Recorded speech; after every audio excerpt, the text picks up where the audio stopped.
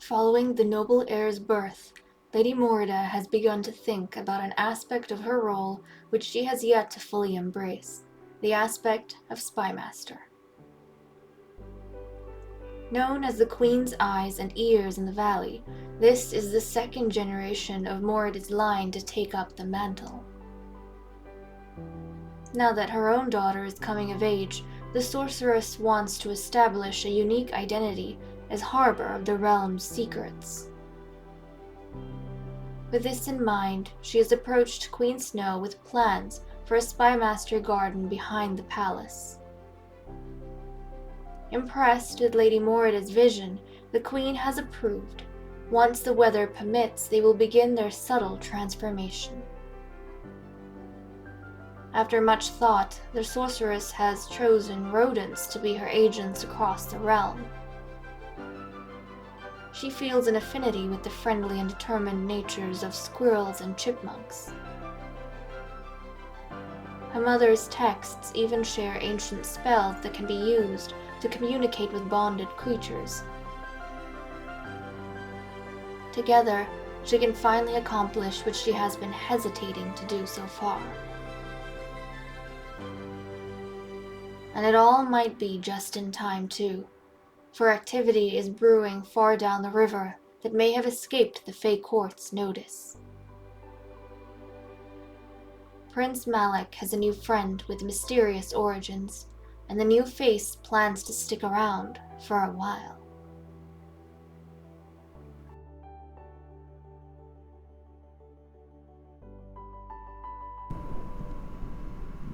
Hello everyone, this is Fantasy-esque, and welcome back to the Sims 3 Fairy Amazon Royal Saga with the Verdington Fey Court. It is midday on Monday, and we are going to be taking a look at a new section of the palace, where our sorceress has the Spymaster's garden set up. So her animals, her little rodent creatures that she has a magical connection with is going to be sent out from into the realm to spy on the various citizens and the comings and goings of rumors and other such news to bring back to the palace to be reported to the Queen. I'm sorry if that was confusing, but it's a spy garden for the Spymaster, who is also our sorceress, and her spies are magical animals. So there we go. Now, should I send Azalea? Why not? Azalea is the minister, so it kind of makes sense for her to be doing those kind of things. I'll send her out. She can go do that. Astrid has been meeting her classmates, and so has Lumia. Celine? Why not? It's probably a good thing for our hero to be also making rounds at the College of Sorcery, which is what we call our hospital, so that the people can get to know them a little bit better. And it's no doubt going to help with the image of the Fey Court. But okay, it has been raining quite a lot recently, but we're not going to worry too much about that. Thankfully, we had a little bit of rest like early in the morning, so we managed to build this garden out back. Now, the access to the Spymaster's garden is going to be behind the throne. So if you look over here, we have this little passage with a door out back that we don't really use for anything other than people, I think, going out during parties and whatnot. We haven't really had anything back there, but now it's closed off. Not the door. The door anyone can access, but the garden, that section is closed off by hedges. So if you come across here, you'll see this narrow walkway, and then we have an arch, and here we have the Spymaster's garden. As you can see, it is not huge, it is just a small section of the palace, similar to the other areas we have, but it has 6 cages where we can put our various rodents, and it's got this lovely seating over here with 2 benches and just a bunch of plants. Now, I felt slightly bad for having the rodents out in the rain, but you know what? It's okay. They have the little buck thingamajiggies, and we can say that the cages are enchanted so they don't like flood with all of the rainwater. But there we go. We have yet to put any rodents in, so that is going to be one of our quests today. We need to find some of these magical agents and put them in their cages. And we have this beautiful, beautiful cherry blossom tree out here, which I thought looked just lovely. But there we go. That is the new section of the palace that we have set up. So archery on this side, on the right, in the middle is the Spymaster's garden. On the left is our kind of palace wedding area. So there we go. Now it is raining, so I feel a little bit bad about sending the sorceress outside, but we kind of need to. Now let's see, I think there were a few rodents back here as well.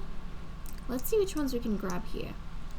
And I think there's a snake here as well. We'll leave the snake, we just want the rodents. So we'll get this chipmunk. Oh my goodness, come on, come on. Let's catch this chipmunk. Okay, I don't see anything here. Nothing on this end. We might have to go back front to find the other stuff. So we need a total of 6. Need a total of 6. Now what I want you guys to do is to leave me some name suggestions for the various rodents that we find.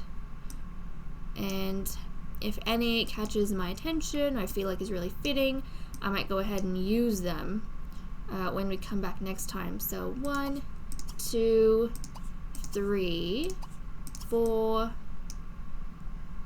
5, 6. Okay, so we have 6.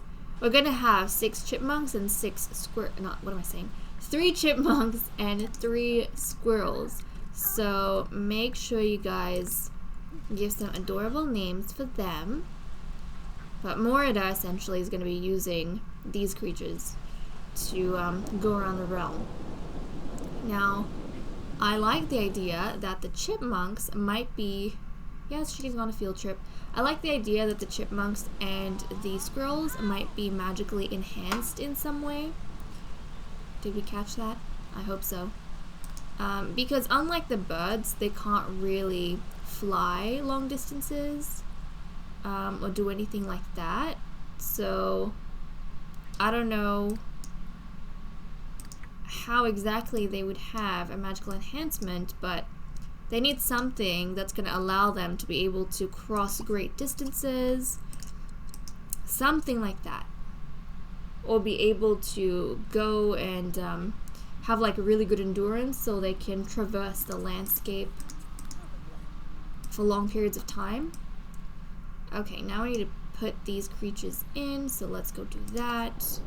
I'll put away our adorable little squirrels. I think we'll do squirrels on the right side, and then we'll do chipmunks on the left. Oh, they're so adorable. Okay, there we go. There we go. Oh, I just realized something. Hold on a second. Hold on. What other rodents can you get? Because, I want to know. I haven't really played around with these rodents too much. Okay, we've got a squirrel here. What other kinds of rodents can we get? We can get a rat and a womrat. Okay. Oh, that's cute. Okay, hold on a second. So we've got 2 squirrels. A rat, womrat. Okay. Here's what we're gonna do. We've got 1 chipmunk here. We need to put another chipmunk. Ah, goodness gracious. Forgive me, guys. Forgive me. Take squirrel.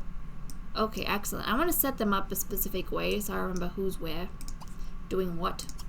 Okay. We'll do 2 squirrels on this end, 2 chipmunks on that end, and then we'll have a womrat and a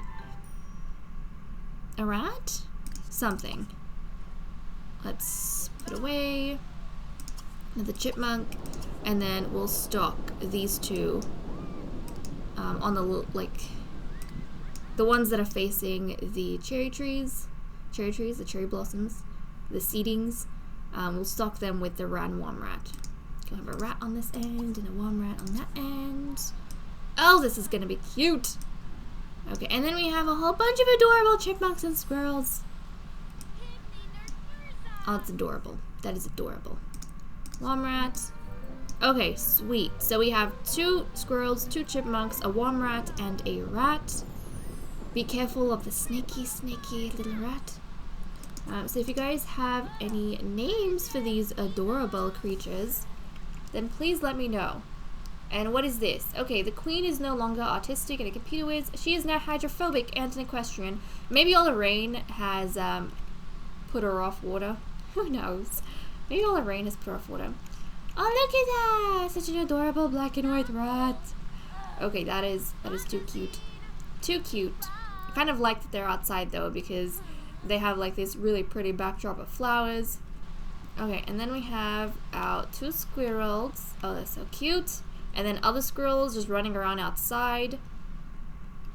Maybe we can say they're other agents. Maybe we have several agents. But these are our special magical agents. Okay, and then we have our 2 chipmunks on that end, and then the worm rat. Oh, that's adorable. So all of these rodents need names. Our magical friends, our magical agents need names, guys. So please leave them in the comment section below. Okay, other than that, what do we have to get updated on? Okay, so Lady Celine is going to be aging up in 2 days, so she is going to be an adult, no longer a young adult. And then the day after she ages up, Silva is going to age up into a toddler. So she's got 3 days. Now, all of these birthdays, they're kind of the main focus of the Fae Court right now, apart from the Spymaster's Garden, of course, because I feel like the Fae Court right now has been so involved in the breeding season, and very tense about the queen and concerned about the queen's kind of, flippant moods and whatnot.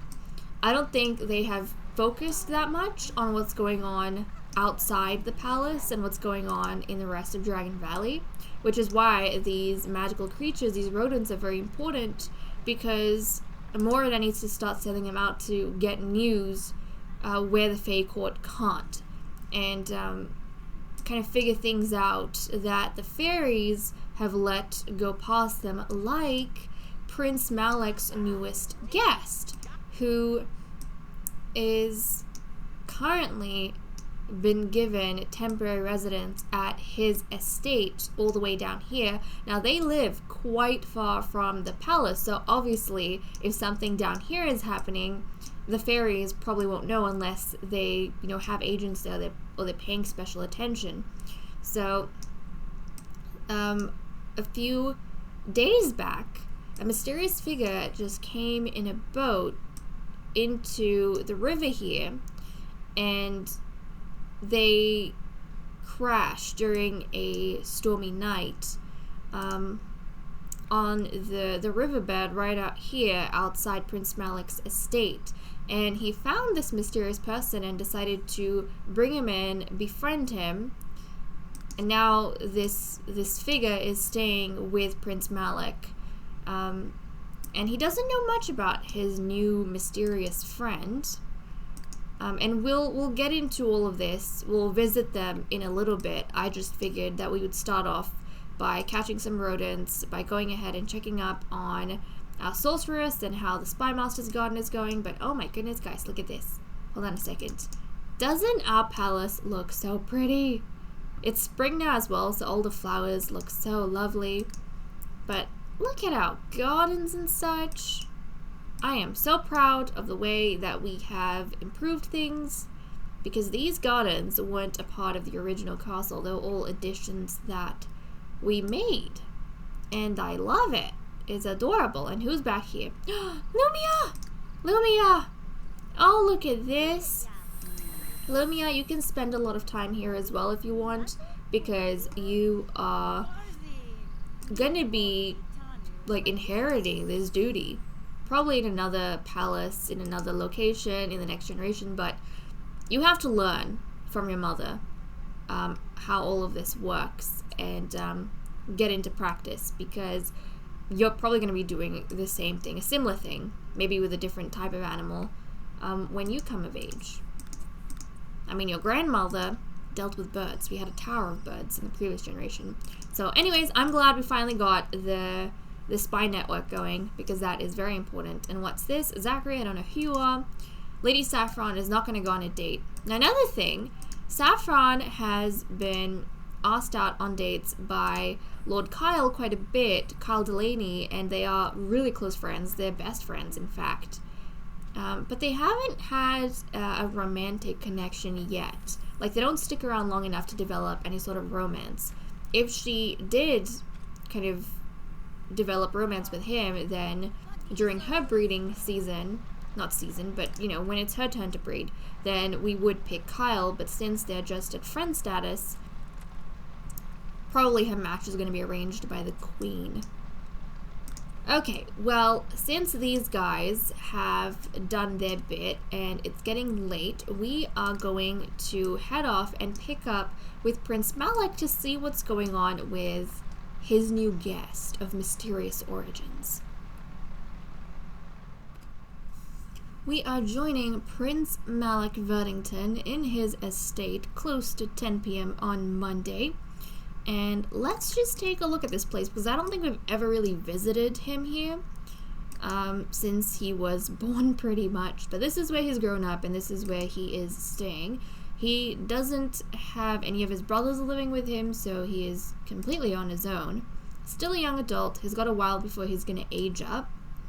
But he's brave, unflirty, socially awkward, a technophobe, a heavy sleeper. So I imagine he's just a little bit aloof, but he steps up to the plate when he needs to, and when he feels as though someone is in need of help. So as you can see, it's raining quite a bit, and it's not that much distance between the estate and the riverbank over here that goes past it. So on a rainy night, as I said, it was storming, and he found a crashed boat along with his mysterious friend, which we will get to in a second. So he brought his friend, he stepped up to the plate, he was brave, he braved the stormy night even when lightning was striking, and he hauled his friend, or he hauled this figure, into the estate and helped him rest up. So this is what the place looks like on the inside. It's not too bad, not too bad. Very, I was gonna say interesting and intriguing, and I ended up almost saying interesting. But yes, you come up and you have really two bedrooms in this place. The one on the right here is the one that has been given to his friend temporarily, and then there's a bigger one on the left that he is using. And it's kind of hard to see, I suppose, because the lights are all off. All lights. Okay, that's a little bit better. And then you go up the staircase, you have just this little area where you can play chess, and then you can look at the stars, you can paint. What's this? Look at the stars from inside, I suppose.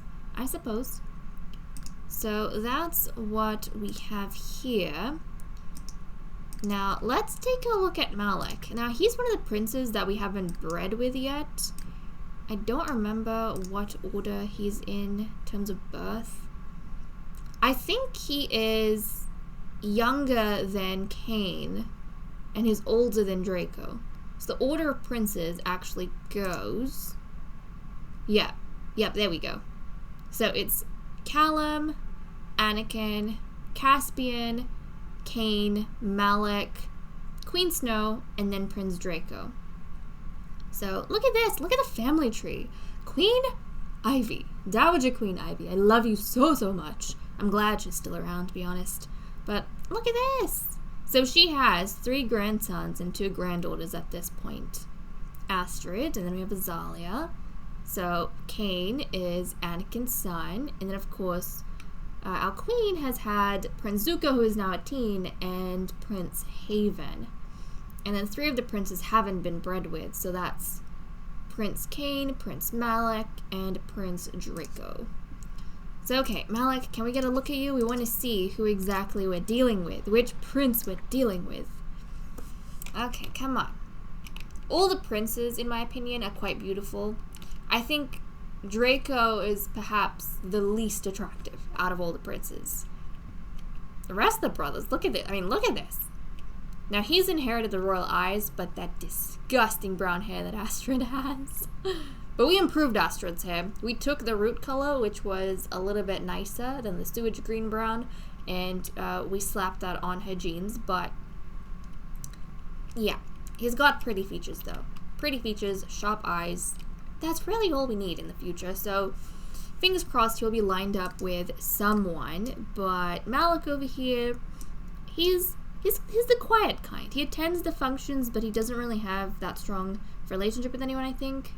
No, he does. He's really good friends with his half-sister, Queen Snow, and then he's old friends with Lady Morrigan, and then his friends with his mother, of course, and that's pretty much it.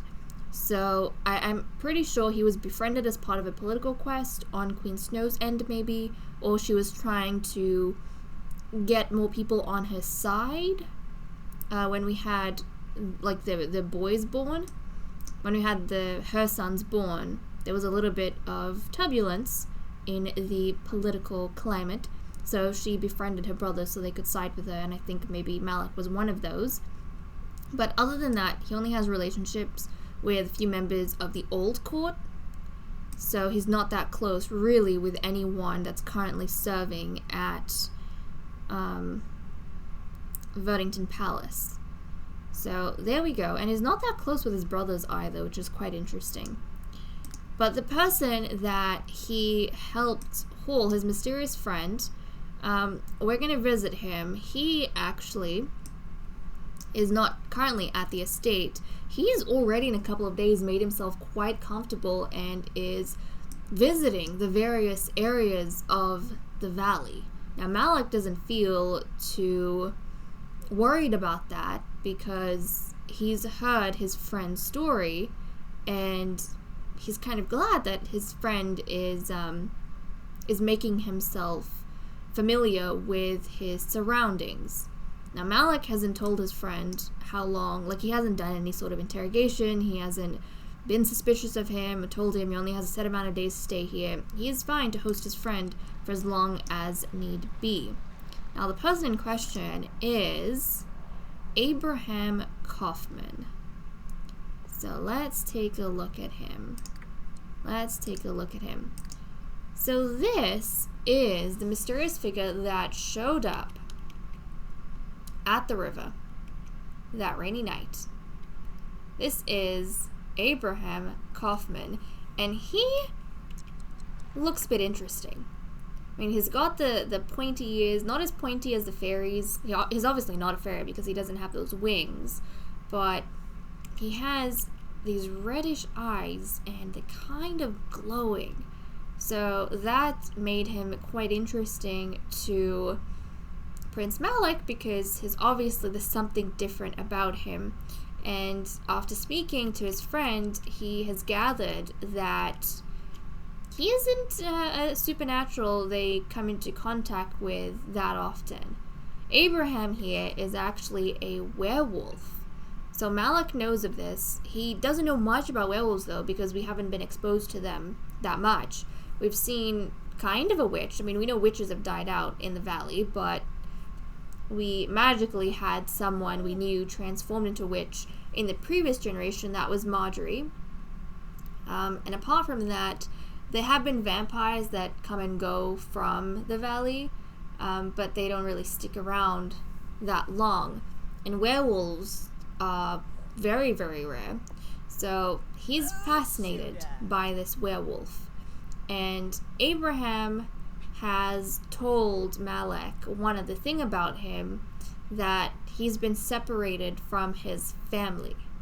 Now, we don't know much about his family, and Malik doesn't want to make him feel bad by just continuously asking what happened to his family, how did you get separated, what's wrong, because one, they're not that close, he wants to gain his trust slowly, but also if it is a touchy subject, he doesn't want to make his friend upset. He's already imagining that it must not be good news if he showed up on a boat alone to this foreign land and kind of got shipwrecked, boat wrecked. So there we go. That's what's going on with this guy over here.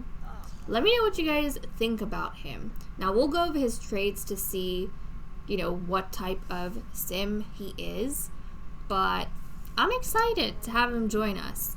Now he is kind of focused on having a perfect mind and a perfect body, trying to make himself better, and he's very determined about that. Now Malik doesn't know why he's determined, but it's something that he finds commendable in Abraham. Now Abraham, he's a perfectionist, he's never nude, he's hopeless romantic, angler, and a natural born performer. So he's got this charismatic kind of leadership sort of quality to him, but obviously he's good with the sea, is good with water because he spent a while journeying to Dragon Valley on a boat, so he would have had to, you know, be comfortable with that and know how to survive with fishing and stuff. And never nude, I feel like with Abraham, he is quite not suspicious, concerned perhaps, cautious, there we go.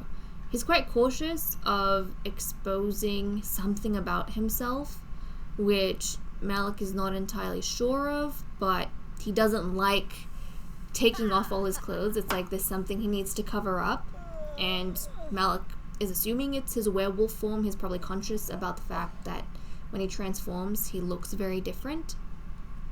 But other than that, he is hopeless romantic, and he's perfectionist, so he takes what he does quite seriously. Like, he respects the work that he does, anything that he undertakes, and he tries to do that to the best of his ability. But he was all the way on the other end of Dragon Valley. I mean, look at him. He was down here at the Swashbucklers Inn, and they live, or he's currently staying with Malik all the way out here. So he's doing his best to figure things out. He's going ahead and taking a look at all of these areas, and Malik's not really keeping much of an eye on him. His find that his friend is able to go out and do his own thing and come back without being babysitted too much. So, babysat, what am I saying? So, okay, he's back home. Yep, Abraham's back. But I think, okay, Malik's gone to bed. Abraham is also gonna head to bed. It's been a bit of a night for him. But I think he's feeling hopeful. Because he's come here for a reason, right? A reason that he wishes to keep private. And he's grateful to Malik for giving him the assistance that he needs. And he feels like this is a very nice and friendly place. But at the same time, he doesn't want to get wrapped up in too much. It's like he's on this quest and he doesn't want to get distracted from it. So any free time, he's happy to be given his own agency to go about and do what he wants to do, and figure things out for himself. That's where Abraham is currently at. So we're gonna have to see how his character develops and like what we find out about his origins, his family, what's going on with him, what his, you know, secret quest is, all of those kind of things. But for now, we know we have this new mysterious figure who is a werewolf in town. So, oh, looks like Malik's up. But okay, guys, with that said and done, I am going to leave off here. Thank you so much for watching. I hope you all enjoyed, and I will see you all next time. Bye-bye.